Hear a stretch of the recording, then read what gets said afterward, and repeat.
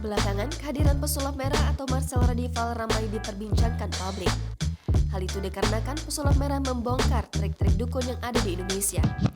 Terkait hal itu, magician Demian Aditya turut memberikan tanggapan. Rupanya, saat Demian masih menjadi pesulap, suami Sarah Wijayanto itu memiliki kesamaan dengan pesulap merah, yakni sering membongkar trik dukun. Demian percaya adanya dukun.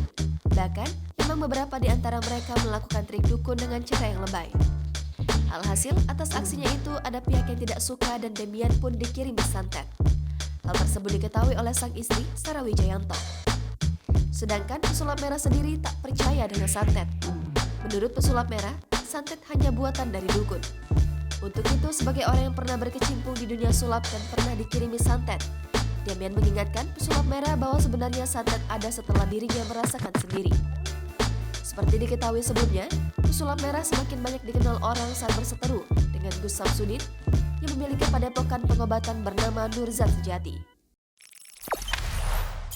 Jangan lupa subscribe, share, komen, dan like ya!